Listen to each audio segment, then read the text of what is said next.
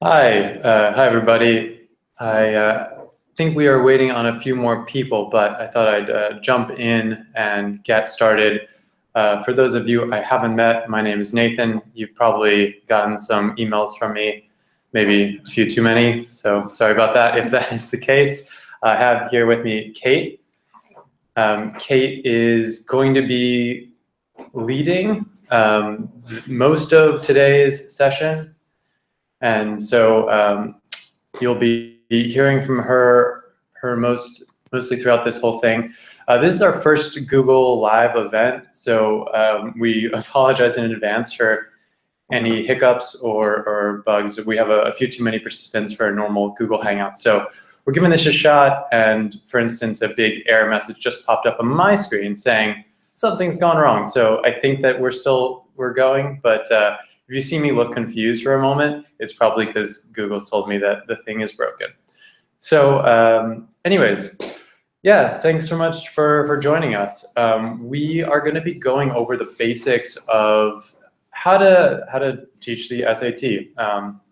And that looks a little different from general academic tutoring. SAT prep is obviously about preparing students for the SAT exam, but it's also about teaching students not just the content of the exam, but the strategies pertaining to the exam, and even teaching them how to take a test, which involves practice testing, something that your run-of-the-mill day-to-day academic tutoring probably does not involve. So while, yeah, as I said, Kate will be taking over in just a second, thought I'd give a really brief introduction to how I got started doing SAT prep, because that was my background.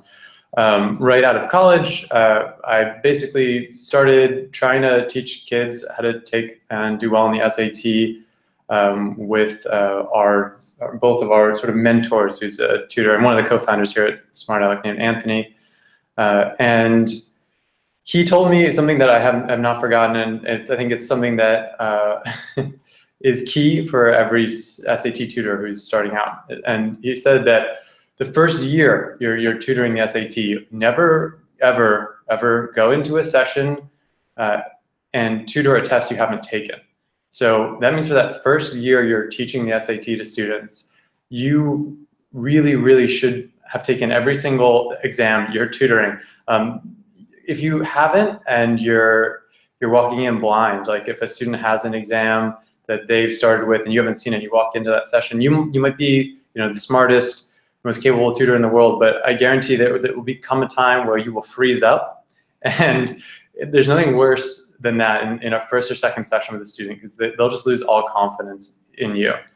So always make sure that you've taken the exam, if nothing else, before going into a session. That's I think the first law of SAT tutoring. So for that first year, I made sure to take the full SAT exam and to check all my answers and to correct all my mistakes and understand why I got things wrong before going to every single session with SAT students.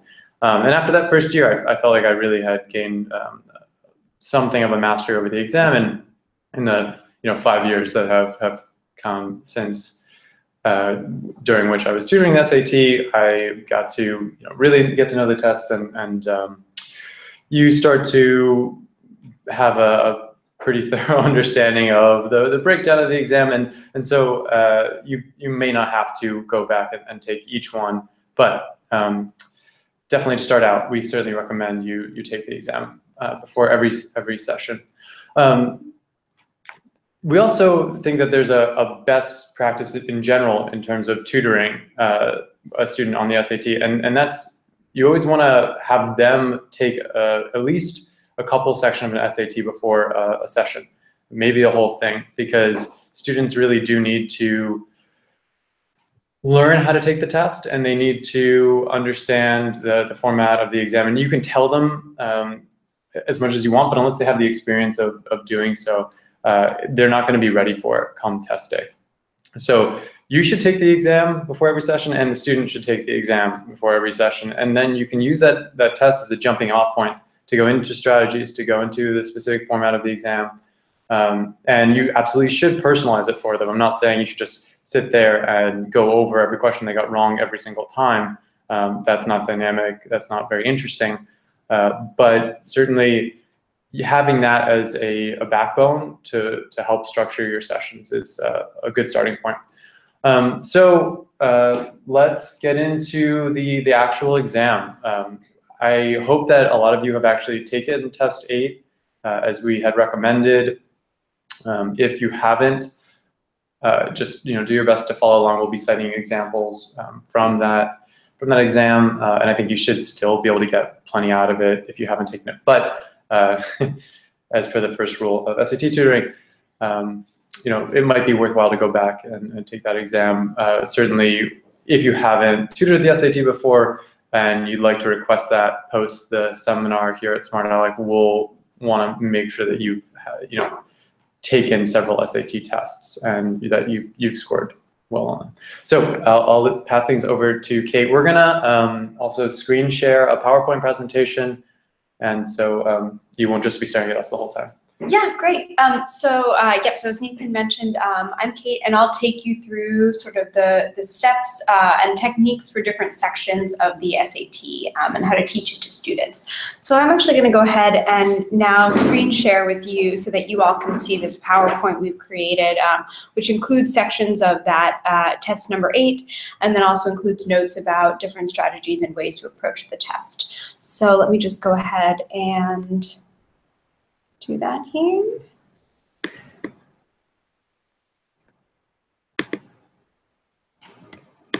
All right. Thank you for your patience.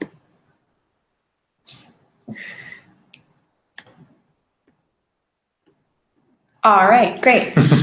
So just beginning with the basics, the first thing that you'll want to know about the test, of course, is that there are 4 different sections plus an essay.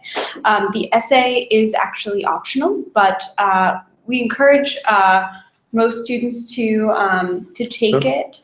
We're noticing that some folks may be having trouble viewing the screen share. So it may just take a couple of moments to get that going. In the meantime, I'll continue speaking. So that essay section is optional. We encourage students to take it, mainly because if they're not sure which schools they're applying to, it may come in handy. Okay, we're seeing it now. Excellent. It may come in handy later on when they've taken the essay, and it's just a good thing to have there with the rest of the sections, at least the first time they take it. They may decide if they take it a few more times, they want to opt not to take the essay, which is fine depending on the student. The other 4 sections are mandatory. You'll notice that there's a reading section, writing and language, and then there are 2 different math sections, one in which you're allowed to use a calculator and one in which you're not. And they are very strict about that. Let's start ahead. We'll start with the reading section. I'll jump right in. I think some folks may still be having difficulty with the screen sharing, but I'll jump right in. We can work on getting that working as we go. Okay, so the first thing when you approach the reading section, many students are tempted, because of the way it's laid out, to just jump right in and read the passage first. Actually, one of the techniques that we recommend is that they skim the questions before they read the passage. And what this does is it primes the students so that when they then read the passage, they have a sense of what they're going to be asked. And when I say read the questions, I don't necessarily mean that they need to read them fully, read the answer choices. Here, let me just scroll down for a second and give you a sense. So they're not necessarily having to read each of the answer choices before they're reading the passage. They're just getting a vague sense of what is being asked. If there are line numbers mentioned, some of the questions will say, based on lines 1 to 10, for example.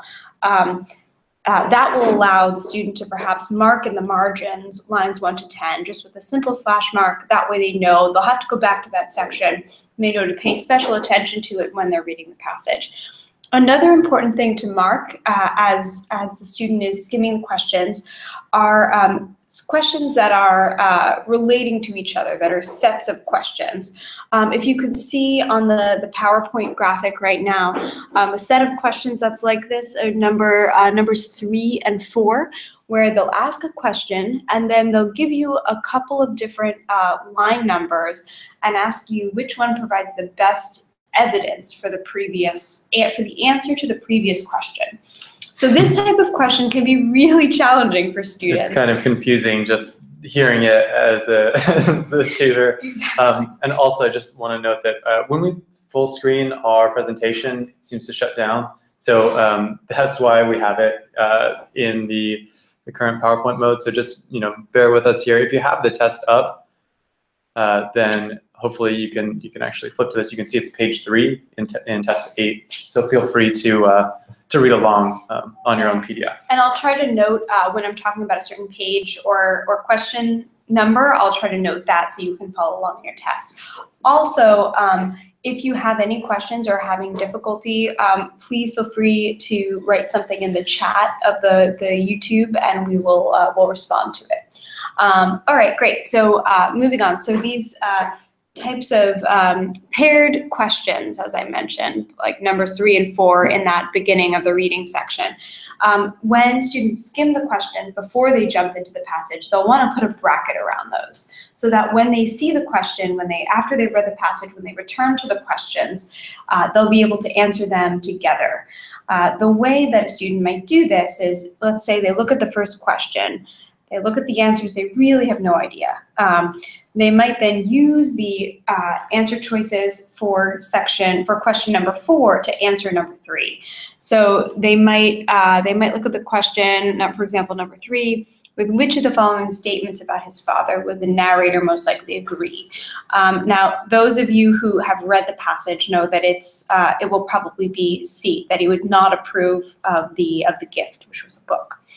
If you didn't know that, if you weren't sure after looking through the passage, you might go to number 4 and check each of these lines and see if any of them provide evidence for the question, the answers to the question. So it gives you, question number 4 gives you a kind of roadmap that you can use to answer number 3. So you look at those lines and then go back to the passage and see if those lines pertain to any of the answer choices? Exactly, and it's a 2-step thing, so you have to look and see if any of these lines pertain to the answer choices, but then you also have to see whether they seem correct also. So there might be one that seems to agree with one of the answer choices, but not necessarily answer the question. So you have to double check both of those. Gotcha. So do you always recommend a student checks, even if they're relatively sure of their answer to a question like question 3? Yeah, definitely. And I think they will have to. That's kind of the beauty of it, is that to answer number 4, they'll have to check their answer to number 3. Sometimes, though, it's important to note that there might be other sections of evidence that are not listed in the answer choices for number 4. So you might be able to find another place in the passage that makes it clear that the father figure would not have approved of the gift. So it's not that the answers to question number 4 are always the only evidence. It's just that there is some evidence. Right. So it has to relate, but we shouldn't be restricted to only the evidence found So there. you should be looking at the whole passage to find the answer in number 3. But the answer choices for number 4 can help you if you're stuck. So you'll really know if you're off track if there's nothing in question 4. Exactly. And this type of question is actually anyone here would not have taken this exam, right? This version of the SAT when they were taking the SAT. So one of the reasons it's really important to stay up to date on the test is because, like, even if you got a perfect score back in the day, you never see this kind of question, right? Right. Yeah. I guess we should mention that the SAT as we see it today is very different from the SAT of even a few years ago. That it's a very much redesigned test. Right. I mean, I don't think the first slide even covered this because it's hopefully anyone who's going to be tutoring the SAT will do the basic research just before even engaging in it. But the test is back to 1,600 points, right? The essay is optional, as I think you did note there. And there's a whole section that you did note this as well, of the math that has no calculator. So these are all changes that have happened in the last couple of years. And so at first we saw people really run away from the SAT towards the ACT, but now we're seeing resurgence, right? Right, definitely, yeah. And the tests have become more similar as well, the ACT and SAT. There are still differences between them for sure. That's why we're doing this, but they've become similar in a lot of ways. Gotcha. Which I think is good. So going back to the steps and techniques for the reading section, once we sort of got caught up in question types. So if I'm a student approaching the reading section right off the bat, I'm going to skim the questions. I'm going to bracket any of those double paired questions we talked about, where one asks for evidence for the answer to the first question. And will the second question there always say which choice provides the best evidence? Is it a Yes. standard form? Yeah, that's the standard format for that question. The second thing that the student is going to do when they skim the answer choices is they're going to look for definition type questions. If we go to the next slide, I believe there is one. Aha, okay, so number 8, if you go to that next page, it says, as it is used in line 44, wait most nearly means. Okay, so remember, this is before the student has even read the passage. I can actually go back, I can go to line 44 in my passage, and I can take a look. Whenever I'm directed to a line in a passage, I'm always going to look a little bit before and a little bit after. They never just want that one line. So I'm going to start probably, let's see, I'm going to start around a couple lines before. I'm going to read around line 40. It was only small change. If I had had to buy a book with that pittance, I would probably have been able to afford only a booklet of cigarette papers. When it was time for me to leave, I would do so, dragging my feet, a weight on my soul. If it had been up to me, I would have stayed there forever. Okay, so when we go back to the answer choices for number 8, the word weight is closest to which of the following choices? Well, just having read that sentence about the weight on his soul, we're able to narrow it down. It seems to most closely relate to the word burden. There's a burden on his soul. So the student can answer that question just by reading those couple of lines before we even read the passage. What that does is it gives students who are concerned about timing 1 point already down, so they don't have to worry. When they start reading the passage, I've already got Right. 1 point. So question here though, I know for my students, I would have different approaches depending on how quick a student was, especially with reading comprehension. So one approach is to go through, find every line reference in every question. So, if you see the 57, 58, you go up to the passage and then you mark those lines in the passage. Certainly. And I would have a student just annotate the whole thing, then read the passage and answer questions as they came upon those things. But then for students, who really struggle with time, you would suggest that going through and actually answering those questions first, not every question, only the definition questions. Just the definition questions. It'll take this form every time, as used in line blank. Gotcha. The word blank most nearly means only those questions, and it's important to note that you're not always going to be able to answer those right away. Right, and a student should never answer these out of context. No, never. Yeah. A lot of these are totally fine synonyms, Definitely. but just not that makes But not sense. in that, right, exactly. And then, as Nathan said, I might have students who have difficulty with the reading comprehension go through and mark each line number that's mentioned in the questions. So yeah, if we took this one, we would mark 57 and 58 in the actual passage. And then when a student's reading and when they get down to here, they'll know they have a question to answer about that. Right, exactly. And then when the student reads the passage for the first time, I like to always tell them, you're going to have to go back. So don't feel that you have to read it the first time with so much, taking so much time and care that you're not going to have time to go back, because you will have to go back. Unless you have a photographic memory, you're going to have to go back. So that, in many cases, frees up students who might take a very long time reading that passage for the first time. So they read through it to get the idea. I tell students your pencil is your best friend. Underline anything that feels important to you, that rings a bell from any of the questions. Some tutors, again, it depends on the student, some tutors use a technique called passage maps, where after a student has read a paragraph, they write in the margin a little note or two, just summarizing that paragraph. It can even be one word. Yeah. And that helps a lot for students who have difficulty with reading comprehension or remembering where they found something in a certain paragraph. Right, yeah, if retention is a challenge for them, that could be a useful technique. But you don't want to impose all of these techniques on a student who maybe gets a lot in the passage the first time around and is a fast reader. Right. Because, you know, there's no one technique that's going to be right for every single student, right? Definitely, yeah. And I think with any of these techniques, it's important to be careful not to sort of just dump all of them on the student and in the first session, but to watch them read and approach a passage and see which techniques would help them, definitely. Yeah. You know, or not, right.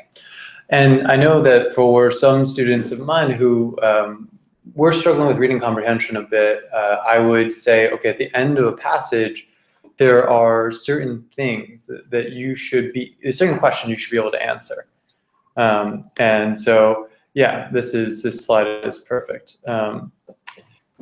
So this is kind of that breakdown across nonfiction and fiction. Yeah, definitely. So these are the different things that a student should be thinking about while they're reading the passage. If it's a nonfiction, well, really these apply to both, but I think especially for nonfiction, they want to be looking at what the topic is, what the argument, it's misspelled, argument that the author is making, what is the tone of the piece, what evidence is being used to get a point across, and then what is the resolution of the piece? How is it ended? What point is being made? And then for fiction, what is being introduced? What is the introduction to the material? What is the point of view of the narrator? Is it first person? Is it is it third person? Omniscient? What is the point of view here? And then basically, what is the situation? Who are the people or the characters? What is the action, conflict, and what emotions? So that if their awareness is sort of raised for all of these different topics when they're approaching a passage from the start. I think especially when it comes to paired passages, which is our next topic, thinking about these elements is really important because you'll be asked to look at two different passages and compare and contrast them. And looking at those elements we just went over can be a really helpful way to differentiate between the passages. Yeah, before we jump into pair passages, I just want to remind people that we are at least loosely monitoring the chat. So if you have any questions or even want to share your own techniques for any of these sections, please feel free. We wish we could sort of just have you able to pop in and speak, but it might just be chaos, and it's also YouTube Live doesn't let us. So for those two reasons, just feel free to use the chat as a way to interject, and we'll certainly address it when we can. All right, so let's do some paired passages. Right, so paired passages. So in addition to those elements we just spoke about, when a student is approaching the two different passages together, paired passages, they want to be thinking about the author's intention, the point of view in the passage, what tools or techniques or literary devices are being used by the authors, and then how they might compare or contrast the two passages. Again, using their pencil as their best friend, noting and marking all of these things in a technique that they can develop. Some students like to circle things or box things or underline, depends on the student. So here is an example of a set of paired passages that allows you to see there'll be two passages about a similar topic, but with completely different, not completely always, but at least slightly different points of view. When we look at the types of questions for a paired passage. Oh, also this is on, if you're following along in your test, this is on page 12. Yeah. Okay. So looking at the types of questions that are available, that are asked about these passages, there's usually one set of questions about one passage. You'll see like number 32 is about just one of the passages. Similarly with 33, and then there are some questions that are about both. So if we go down to page 13, we'll see a couple of questions about both passages. So number 40 is a great example. This one is asking us to find what's in common between the passages. So it says both passages discuss the issue of slavery in relationship to. So looking at both passages, we see that they're both pertaining to how slavery affects the expansion of the Union. And you could do that if you weren't sure just from reading them the first time.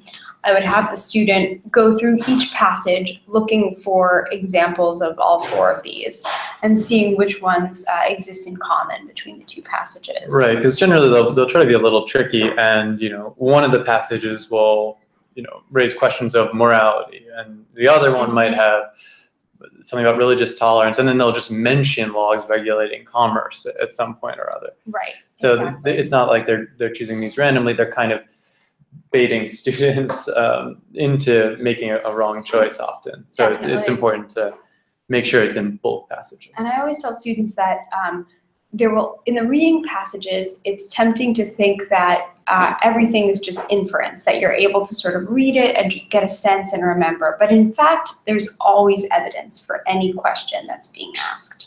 Or rather for the answer of any question that's being asked. You can always, even if it's something that you're being asked to infer to some extent, you'll always be able to cite a line that seems to show in this case that it's talking about slavery in relationship to the Union.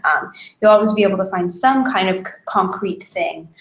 So it's not, a lot of students go in thinking it's kind of like a magic trick that they just have to read it once, but I always tell them, look for the evidence, it's there, you just have to find it.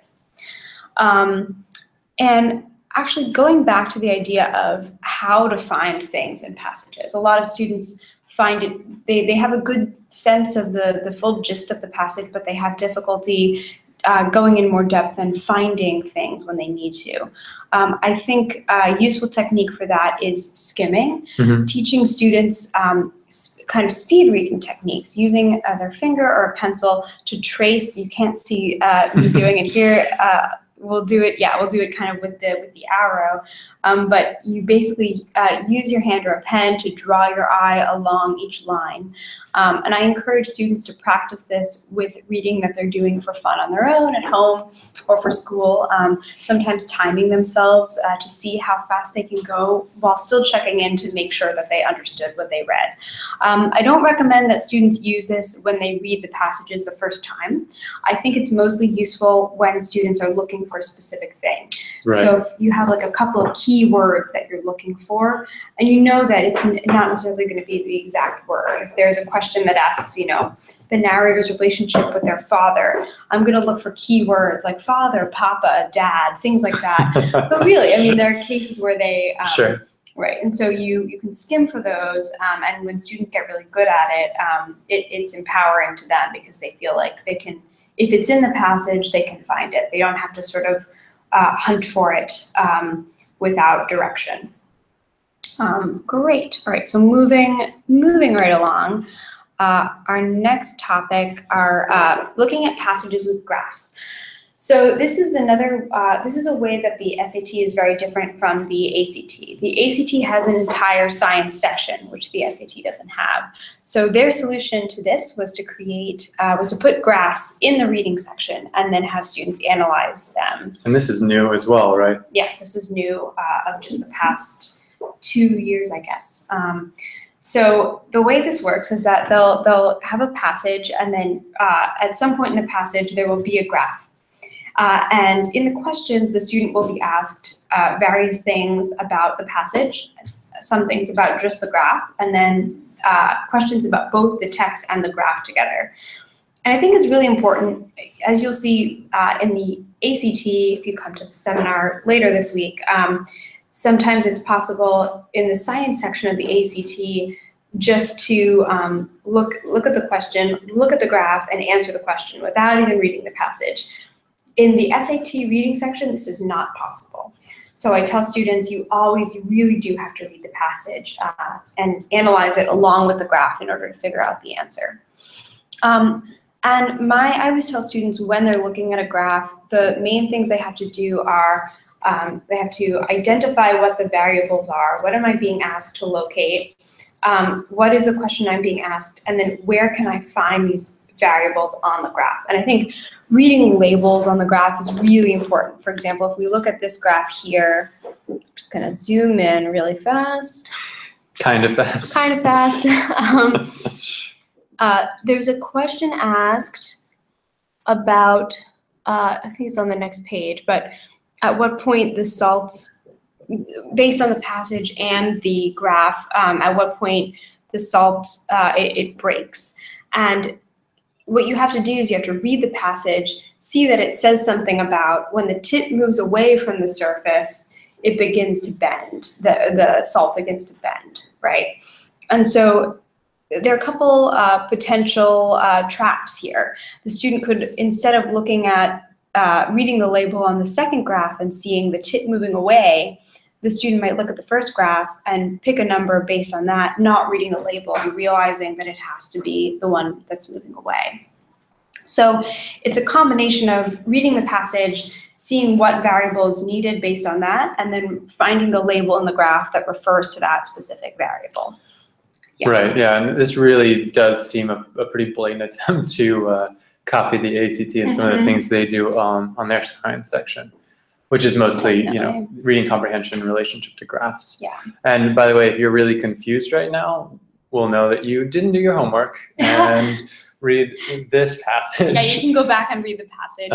But yeah, also I would definitely recommend doing that. It's good to get a sense of all these three major different types of passages in the reading comprehension section. Definitely. And it's important to note that the graphs can take different forms. On this test, there's another one that's a bar graph somewhere in there. Yep, on page 5, if you're looking at the test. Sometimes they'll put tables with numbers. So the student really has to be comfortable with reading different types of graphs and tables. And I think it's important to explain to them that it really is pretty straightforward as long as they are always looking at what the different axes are representing, where the variables are, and making sure to read the text along with the graph. Yeah, and also this is one of the reasons that practice testing is so important, is because if a student just like sees a graph in the middle of what they thought are reading comprehension, like what they expected to just have to read a passage, it can jar someone. But if you've seen all these graphs before, and you basically will have pretty quickly an understanding of all the different types of questions that you'll be asked, and a lot of the value of practice testing on the SAT and ACT, just that you're not getting freaked out by anything. You're used to everything. And that goes a really, really long way. And also just a quick reminder that we'll be posting this webinar after this. So, if you ever want to come back and see what we said about any of these sections, well, so far just the reading section, I know we're throwing a lot at you right now, but you can always come back and rewatch it, especially if you haven't already taken the test. So this way you'll have a better idea of what Kate's talking about. Yeah, definitely. Great. All right. So in the interest of time, we will actually move on to the writing and language section. So this section, if you've tutored for the ACT, you know that this section is very similar to the English section in the ACT. Yeah, almost like disgracefully so. Yeah, it's like blatant theft. Like pretty much identical. So the good news about this is that it's pretty straightforward. I like to tell students that this section is like a teacher editing an essay. And the reason for that is it's easy for students to get caught up thinking that this is a grammar section. It's only about grammar, but it's actually about a lot more. It's really about being able to figure out what is the most effective way to say something, what is the most concise way, what is the way that involves the least repetition, that includes examples that are relevant, where the sentences and paragraphs are structured in a way that makes the most sense. So it's really about looking at a piece of writing and figuring out how to make it better and more effective. And I think that's kind of a fun way to look at it too. So just in terms of how to approach it, I think it's best for the student to read the passage, read all sentences of the passage. It's tempting to skip, but don't do that. Read through, if there's a question that comes midway through a sentence, read that whole sentence, but then stop and answer the question as you go. This is more effective than reading the whole passage and going back the way you would in the reading section.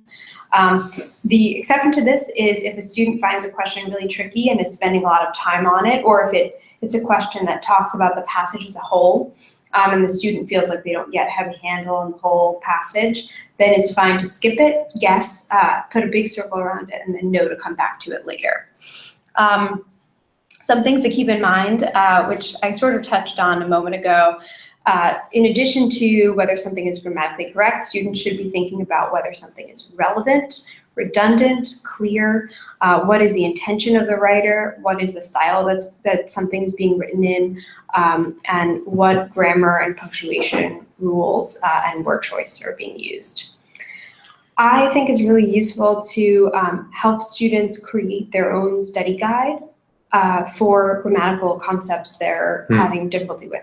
They can do this, some students like to do this on a Google Doc, some people like to do it with notebook, pen and paper, and I think it's good to help them come up with their own examples. So I do this a lot. For example, let's say I'm teaching a student about semicolons versus colons. I'll have them come up with their own example sentences involving topics they're interested in, so that they'll always remember when they need to know how to use a semicolon, they'll remember the sentence that they came up with about hockey or whatever it is, and that will be written down on their study guide for them to refer to. Yeah, the nice thing about a Google document is that you can obviously share it and watch what they're writing, and they can see what you're writing in real time. So I know some of our tutors prefer that. I was always a sort of paper, pencil person myself, but I totally agree with Kate about having them come up with their own ideas. And also, I think just as a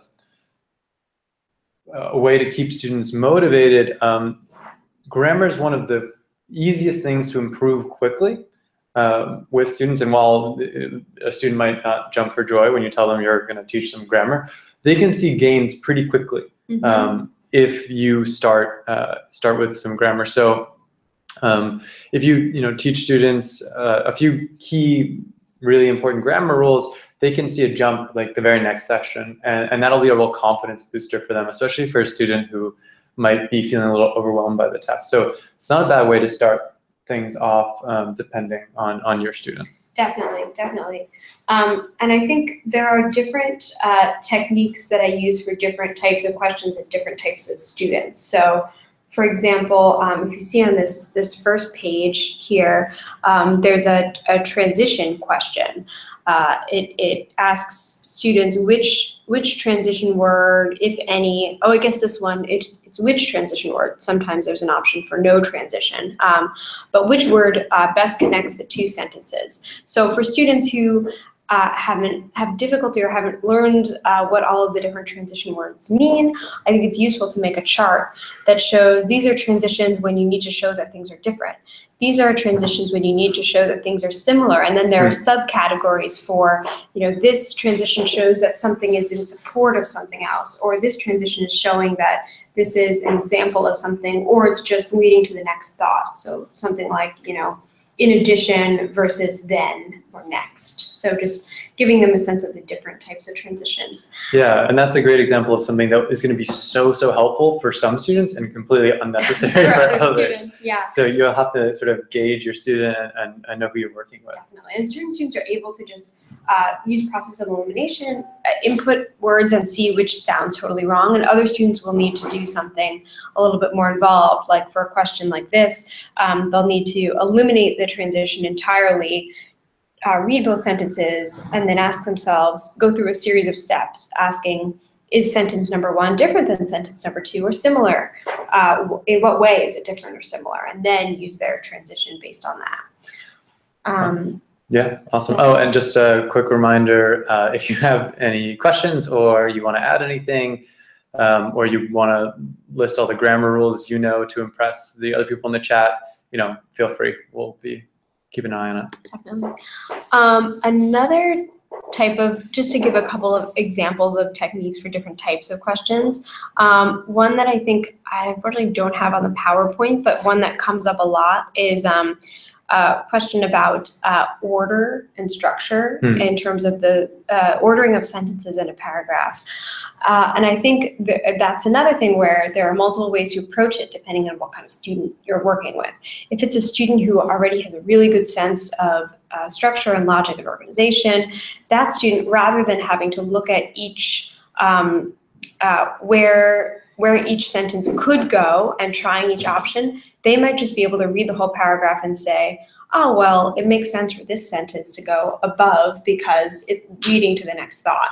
A student who has more difficulty might have to try each option before choosing the correct answer. So you'll get to know that as you work with each individual student. One more like overall technique for this, actually, sorry, two more overall techniques for this section.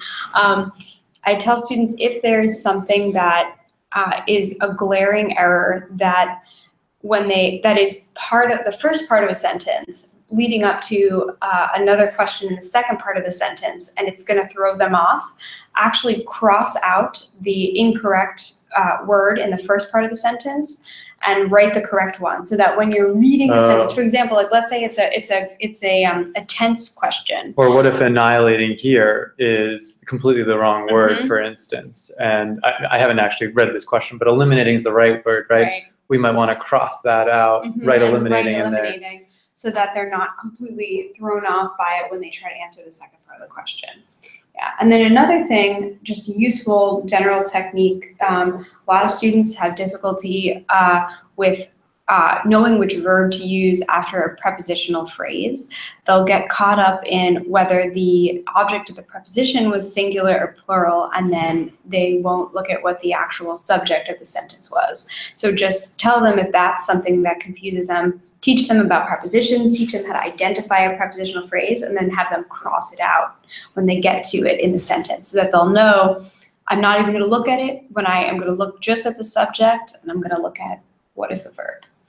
Yeah, certainly teaching students techniques to simplify, pretty much always a great idea. I just also want to point out that I just chose the right answer there, and that's just your SAT intuition that you develop over time through, years of blood, sweat, tears, and broken pencils. Excellent. So true. All right. All right. I think we shall move on.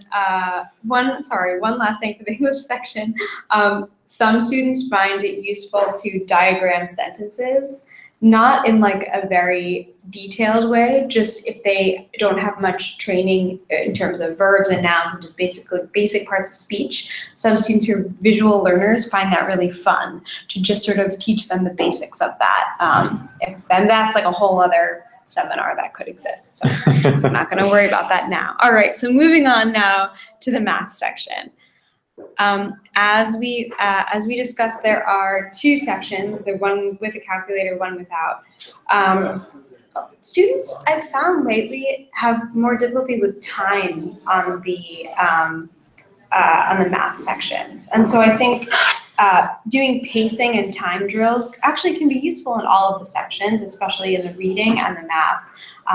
Giving students the opportunity to use if they have a smartphone, use the stopwatch feature and time themselves on each question, rather than hitting stop at the end of each question. If they actually hit the lap button in between each question and then take a screenshot or write down how long each question took, you'll be able to go back later and go over that with them and figure out which questions took the longest, which ones they should know. They should get the sense, oh, this is taking too long, I need to skip, and what you need to focus on in your sessions. Okay, so that's just across different sections, something that's useful.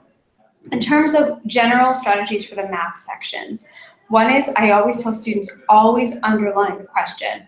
I can't tell you how, it seems very silly and many students rebel against it, but it is a surefire way to get students to focus on what they're being asked, both when they look back at the question and when they're reading it for the first time. So many times the SAT will try to trick you by putting an answer that's correct, but it's the correct answer to a different question that wasn't asked. So doing this is really helpful. And actually sometimes even writing what they're looking for at the bottom of a answer space for a question, which we can demonstrate later, but just doing everything you can to anchor a student to what they're actually looking for, because that happens so often. Definitely, yeah, it's a big thing that is a difficulty for students. Also, I tell them to come up with their own system for identifying variables. So if they want to put boxes around things, if they want to circle things that are important in the question, or in the text of the word problem, so that they can pick those out later when they need to create an equation, for example. I tell students to really show their work. It's, again, something they rebel against, but if there's an error in their arithmetic, they'll be able to go back really quickly and just plug it back into what they've written.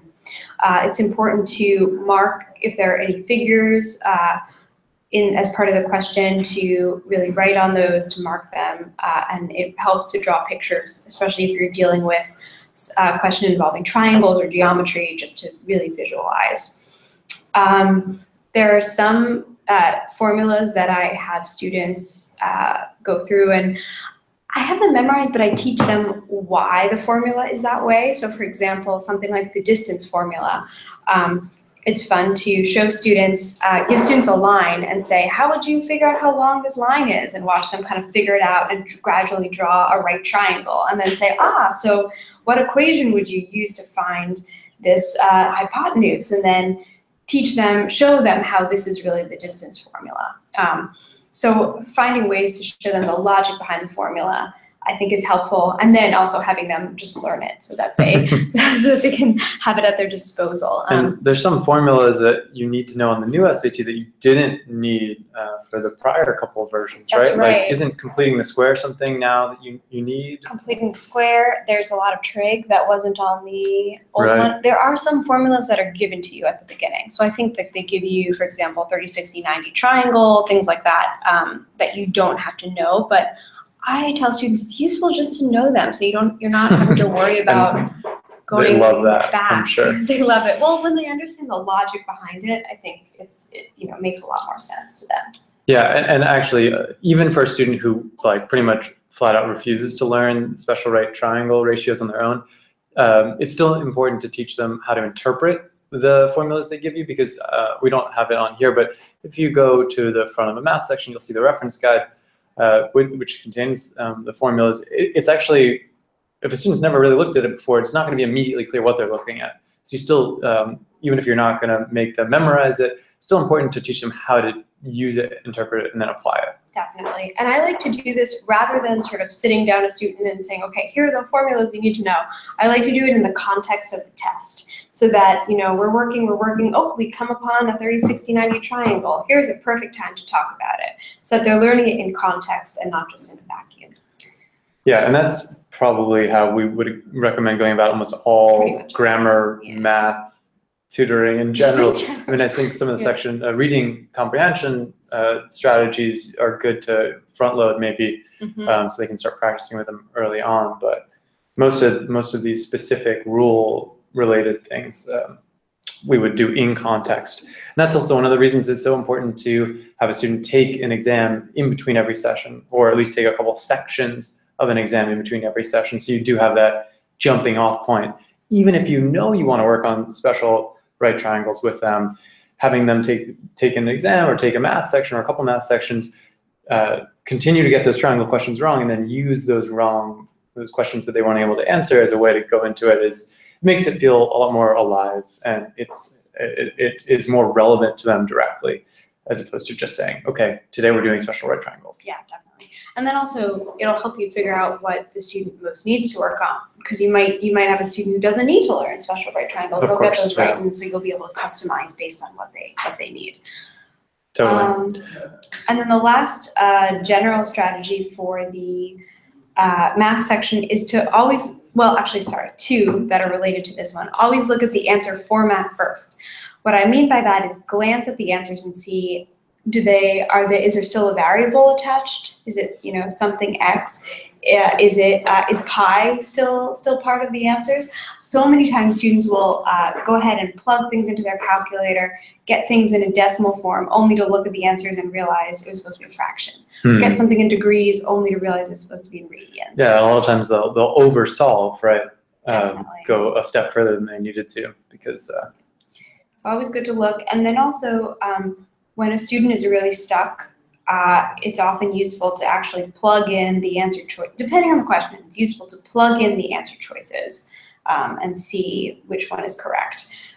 So if this is a problem where a student decides to do that, it depends on the problem, but if it's going to be one where you're looking for a number and it'll be easy to figure out if it's above or below a certain value, it's good to start with the value that's in the middle so that if you undershoot it, you know you have to look at the values that are greater, plug those in, if you vice versa if you overshoot it. So this is for a question where a student has like no idea and they're doing a guess and check method. Start with the middle so you know whether to go up or down. So you eliminate half right away. Yeah, thank you. That makes sense. Clear way to say that. Great. Okay, so looking at so I put this particular one on the slide because number 3 on page what page are we on? Just so we can. Oh, we are on page 38. Page 38 of the math. So. And this is the no calculator section. So I chose this page to add because the SAT is a little bit trickier than the ACT.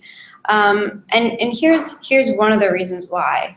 They will give you a lot of information about a certain question, and you might not always need all of it. Or the question that you're actually being asked might be obscured. You might have to really hunt for it. So looking at number 3, it says, the formula below is often used by project managers to compute E, the estimated time to complete a job, where O is the shortest completion time, P is the longest completion time, and M is the most likely completion time. Then it gives the equation. Which of the following correctly gives P in terms of E, O, and M? All right. So I would ask the student, all right, what are we being asked here? And the student might say, okay, well, we have to figure out, be sort of lost in that first section of text looking for, what are we being asked? Really, all you're being asked to do is to isolate P. Right, and this is actually what I was getting at earlier with one of the ways you can really help focus the student on what you're looking for. If we're reading this question, which of the following correctly gives P in terms of these other variables, it can be helpful to write P equals, right? Because it's P in terms of, and then, obviously you can look at the answer choices to see that they're all formatted that way, but it helps get students in the right mindset of like, okay, we just need to get P by itself, right? Yeah, that's all we have to do. It's very easy. And so this is a great example of a question where like this first paragraph is just completely irrelevant, right? Like there's nothing in here that's helpful to us at all. So yeah, how would you like get a student to actually understand that? Well, so yes, I would have them to, if they would underline this question, first of all, and then I would ask them to look back and see what information they need to answer the question. They would quickly realize that the only information they really need is P, and be able to, I would take them through the algebraic steps in order to isolate P. Another way to figure out that P is all you need is to look quickly at the answer choices and see that all that is there is P isolated. And this is question 3. So generally, we start at the easier questions and move towards the harder ones as the section goes on. So this is like an easier example, but this happens all the time later in the section too. And students can spend minutes on this. And actually, generally the first time around, I let them. I'll just like watch them struggle for a while because, hey, I think like the payoff is so much better. and it also, it's good to give the impression that you are an SAT wizard if you ever have an opportunity. And if you can show them how simple you can make the exam, it removes fear and anxiety and makes the student feel like, okay, I can really do this, and it's actually not as hard as it seems. This is a great example of something that's all dressed up to look really intimidating, look really scary, and then tap your magic SAT tutor wand, and like all you got to do is multiply by 6 and subtract a couple things, and you're done. Another thing, speaking of the fact that the question go from easy to hard in the math section, another thing, students are often tempted to say, oh, well, the questions at the end are harder, so maybe I should start with those.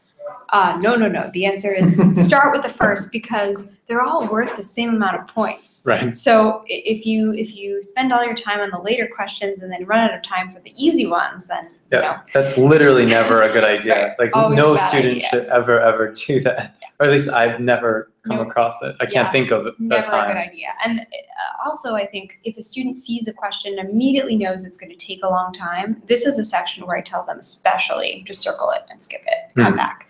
Fill in a guess answer if you want, but skip it and come back. You'll notice a lot of a lot of the questions on the SAT are really about algebra. Some of them are about more complex topics, but a lot are just asking them to rearrange things to find the answer. And so showing their work is going to be really key, making sure they're not just plugging things into a calculator, but asking themselves what they're being asked is really the key. You'll see if you scroll down on the page, this gives just a sampling of certain types of questions. There are a lot of inequalities in systems of equations. They love those on the SAT for whatever reason. There's even like standard deviation now in the new exam, right? Like that comes up every once in a while. Every once in a while. I've seen it like once. Literally once. Like once. Well, they threw in some statistics concepts that they just simply weren't on it before Right, at all. that weren't there. So, you know, we're not obviously going to do a deep dive tonight into, you know, all the things you need to know for the math section. These are more general techniques. But once you take, you know, 3 or 4 of the new math exams or the new SAT exams, including the math section, you'll have a sense of the range of topics covered. And the website does a pretty good job of laying out what's actually on there. The College Board website. And the new stuff includes, like, there's imaginary numbers, complex numbers, which didn't exist. There's trig. There's, you see questions like number 4 that involve just understanding of angles and triangles. Things like that are definitely more difficult. I think in interest of time, shall we move on? Yeah, so we'll move along to the essay. Again, if you have any questions, any great resources you want to share, any techniques you'd like to share with the group, feel free to throw them into the chat. And so we should say that the essay section is optional now, whereas before it was not. So another way that the SAT has sort of taken after the ACT in this iteration. And the essay is a lot more interesting, I think, than it used to be. The essay, I don't know if all of you remember, but it used to be these really open-ended, broad questions with this quote that like kind of had to do with it, but was only tangentially related. And so the new essay is a lot more concrete. I think it's a lot more interesting. Now, before we get into actual techniques for the essay, why should a student not actually take the essay? Like, when would you choose not to take it? Because I almost always would recommend that a student does. So some colleges are not requiring the essay. As we mentioned, it is optional. I always recommend that the students take the essay at least once, because they never know. They might choose to apply later on, choose to apply to a school that requires the essay, and better to have it than not to. They may decide, if they take the test once and do pretty well in the essay, they think most of their schools won't require it, but they've got one just in case. It's okay for them to take the next couple next one. Hopefully they won't be taking it more than 2 or 3 times, but they will. They can choose to take it again without the essay. Again, it depends very much on the student. If their school does require the essay, then I think they should work really hard to try to get a higher score on it. It reflects well on the student, even if it's not required. If the student does well in the essay, you know, it's another thing that right. That if you shows can their do skills. well on it, you might as well. And I know for the ACT, colleges used to say that they would, if you took the ACT with writing, you may not need to take 2 subject tests. I'm not sure how many schools are following that policy for the SAT. So I would always recommend for students who are asking this question that they should go look on their individual, dream colleges websites to figure out exactly what's needed.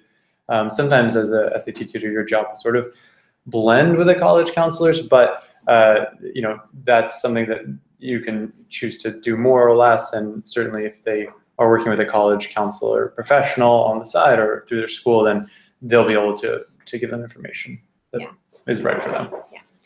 So if your student is taking the essay, here's sort of an overview of what it is and how to approach it. I think it's kind of, I personally think it's great because it's almost like an essay that you would write for an exam as a high school senior, or and a sort of shorter, less involved version of an essay a paper that you might write in college about a larger piece of literature. So I think it's great because it teaches students those skills and asks them to apply them. So I've included here in the PowerPoint the essay task that is always the same regardless of the passage. They ask students to consider how the author uses evidence such as facts or examples, reasoning, and stylistic or persuasive elements to get their points across. The key in this essay is that you're not saying whether or not you agree. It's not about whether it's not yes or no, it's just how. Right. So you're asked to begin with an assumption that the author has been successful. As I say on the slide, it's how, not what. You're not explaining what the author is doing, whether or not making any sort of qualitative argument about it. You're just saying, here are the techniques that's being used to do this specific thing. Yeah, and I think that's something a student can wrap their head around. I think it's a lot more useful, just both from the perspective of colleges, I'm sure, to get a sense of a student's actual analytical and writing strength, but just as a teaching tool, because students are going to dedicate a fair amount of time learning how to write this essay well. And I think learning how to write this essay well will help them in college, like from day one. I mean, so much of college is about how well is this argument being made? Do I buy it? How does it compare to these other arguments? And it's just like, I think they did a really nice job here. I think so too, and I think the students will find that it relates to a lot of their high school curriculums as well. For sure. Yeah, depending. So in terms of techniques and steps, I think the first thing is to, as they read the passage, mark it already right off the bat. You always know the answer, the prompt is going to be the same. So always marking it for literary devices, for use of examples, for the way that the author is making their argument. Always be marking that from the start. I think it's useful to teach students or refresh their memory on various literary and rhetorical devices so that they immediately have those at their disposal. They're primed to look for those. Things from, is the writer establishing ethos? A lot of these are speeches, so it's good to be looking at rhetorical devices. Is my author establishing, pathos? Am I using examples to create a certain emotional response in my reader? Am I, proving my moral credibility at the beginning of my speech? So teaching the student how to identify those different things right off the bat. And even more detailed things like, it depends on the passage, but sometimes things as small as this writer is using alliteration in this sentence to get this certain effect. Or there's an extended metaphor being used in this paragraph that has this effect. Is it even as general as like this author uses a lot of statistical evidence? Yes, yeah, definitely. Or cites a moral authority or things like that. There's like a Jimmy Carter one about the environment where it's like this writer just uses a lot of visual imagery to get their point across. So I think it can be general like that, and it can be specific. The great thing is that if the student has a lot of options, they can pull from those as they see fit. And most of these passages will have many different kinds of rhetorical or argumentative techniques, right? So if a student really is comfortable with a specific kind of literary device, or they just feel more like maybe they're in debate, so they really get a certain branch of these things, they could probably write about it in conjunction with almost any of these passages. Yeah, definitely. So so having the more options they have on hand, the more comfortable they are with these, the better. As with the reading section, knowing the writer's intention is key, and often they'll tell you that in the prompt. They'll say like, how does the writer convince the reader that the environment should be safe? That's a bad example, but they'll say that right up front in the prompt, so you'll know what the writer's trying to do, and they'll just have to find how. I tell students that once they've read the passage, they should already be finding their literary devices or techniques. They may have to look back to do that, and then they should spend a couple of really quick minutes creating an outline. And I think the way to do that is to have write out their thesis, quickly note what their 3 body paragraphs will be about. It can be as simple as having like a couple of words saying, okay, this one is how the writer establishes moral credibility.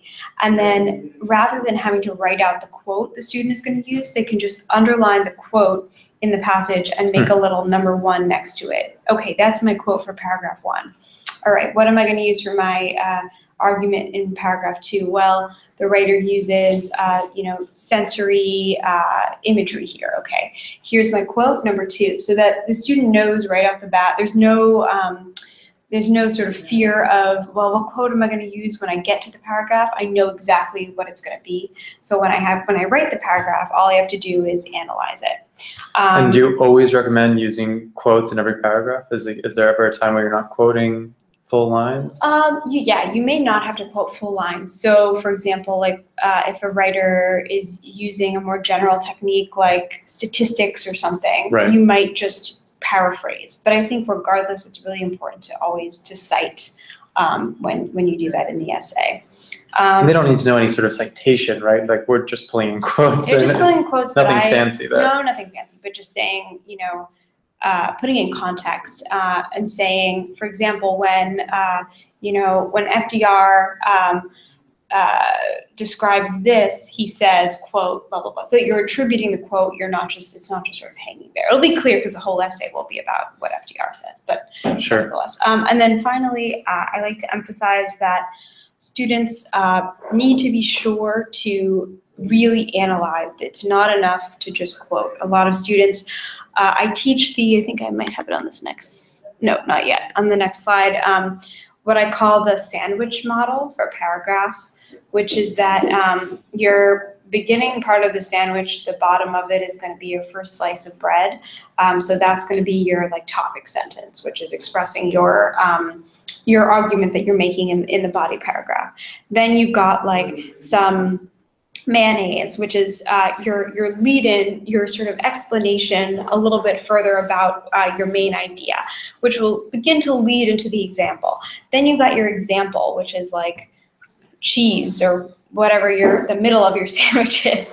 And then you have to analyze it. Some people put meat. I would put cheese. So. That's just me. And then you need your tomato or your lettuce to really analyze it. You don't just want a sandwich that's like mayonnaise and cheese. That's gross. You need your tomato or your lettuce to really analyze the quote, explain what it's doing, break it down. It's just like the ICE. I remember that from high school, where you introduce, cite, explain. Cite, explain. Right? Yeah, it's the E of it. Explain. It's the E. But that happens all the time with especially high school level writers, where they'll drop a quote and they don't necessarily realize that it requires explanation. The meaning will be so clear to them, and its relevance will be clear to them. They just won't know how to explain it. So that's probably the toughest part about teaching a high schooler to write this essay, or really any essay, is how do they unpack the evidence they've just cited. Or at least I always found that the most challenging. Yeah, no, I agree. A lot of students will say, well, it's clear. Well, it's clear to you. Yeah. Make it clear to the reader. Sometimes they'll just forget. They'll just forget that they need to analyze it. So making sure they put that tomato, and then the bread is their final summarizing sentence.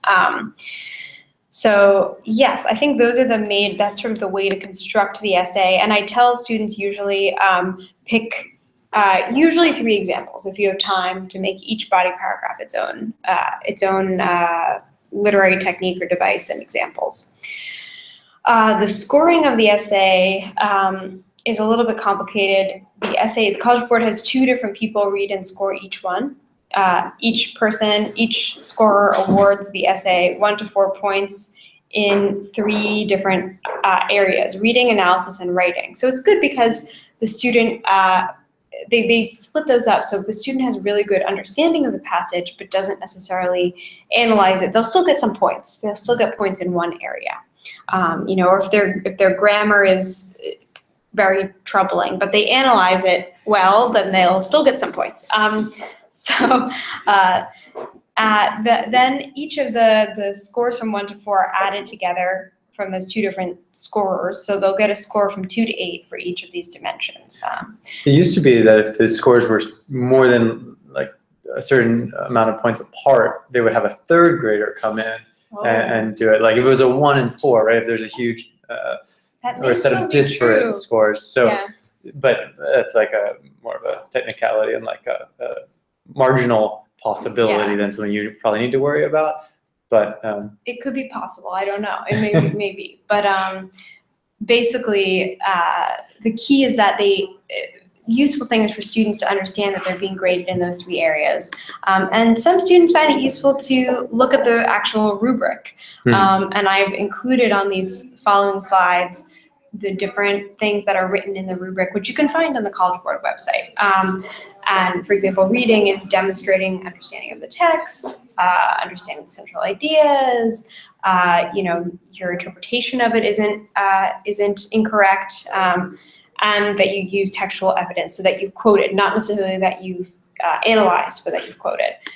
The analysis is, as we discussed, being able to really unpack what is being expressed in the example. And then writing is not just, is it correct grammatically, but is it cohesive? Is it effective? How are you using different techniques yourself to get your own point across? And then I've included here just a sample outline, which we pretty much discussed already. The essay doesn't need 5 paragraphs. If you wanted, you could just do 4, but I think if the student has time, and you know, there are 50 minutes. So I think if the student takes a couple minutes to read the passage and outline and then jumps right in, they really will have enough time to complete the 5 paragraphs. Right, there's like literally double the amount of time there used to be. So yeah, and that they have the time to really outline, think about things, and then finally, you know, write it and have time to proofread it too. And then I've included, you know, the essay prompt, which we can talk about. But I think I'd like to maybe open it up if anyone has. Yeah, any questions? Right. So we've covered a lot in the last hour and change. So if you have anything that you want to hear more about, you want to put Kate and I. Wait, you want to put Kate and me on the spot? Yes. Watch out for those object pronouns. You know, feel free to throw it out there. We're happy to do our best to tackle specific sections or questions. Again, obviously, we're not getting into content here, so you know, you're going to still have to learn all the math and grammar yourself. We can't do that, and we certainly cannot do that in an hour and a half here tonight. But yeah, so we'll give you a few minutes. I'm just going to read this because there's like a 15 to 30-second delay. So I'll keep an eye on the chat. But when you catch up to me in the future, I'll respond. So forgive a few moments of silence while we wait for anything to come in.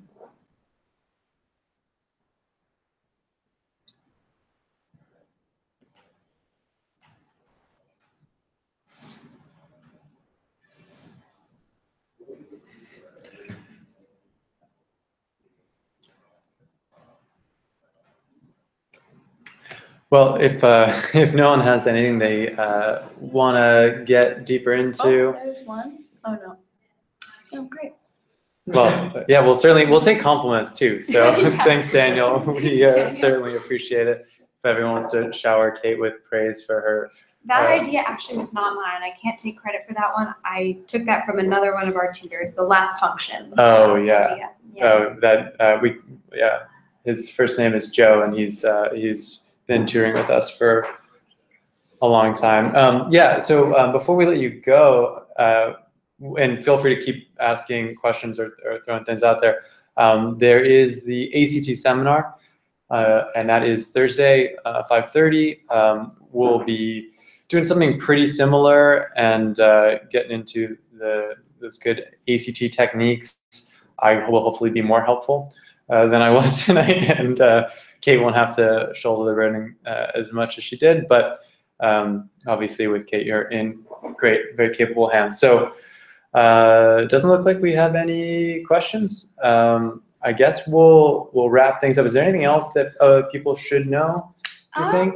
I I don't think so. I think the most important thing, as with students, the more tests that you do, the better you'll get at it. Yeah, for sure. So, really just familiarizing yourself with the tests. And, if you come up with additional strategies that we haven't covered today, send them our way. Yeah, we'll include them in the next round of seminars.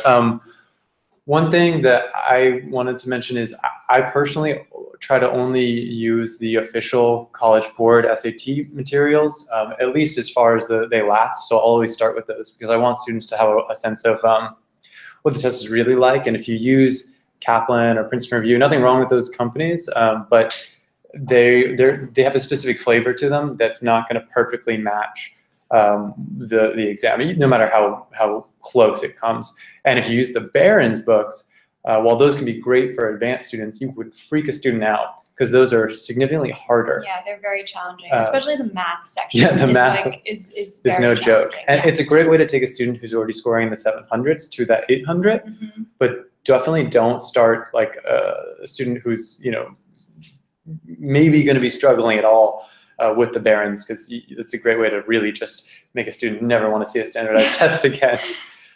So take every test before you sit down to go over it with a student. Use the official College Board materials while you can. Just keep at it. You get better over time, and there's tons of good resources online. If you need anything from us, feel free to shoot us an email, tutoring@smartalec.com. We'll be happy to recommend resources as well. That'll do it. Yeah, thank you so much. Thanks so much for tuning in, and we're still here. I guess that's it. We'll hopefully see you on Thursday for the ACT seminar, and we'll put this up and we'll send it out to the tutors so that other people can take a look. That was test 8, by the way, we're going over today. So if you wanted to go back and take that test, that's the one. All right. Have a great evening. Thanks so much. Thank you all. Good night. Bye.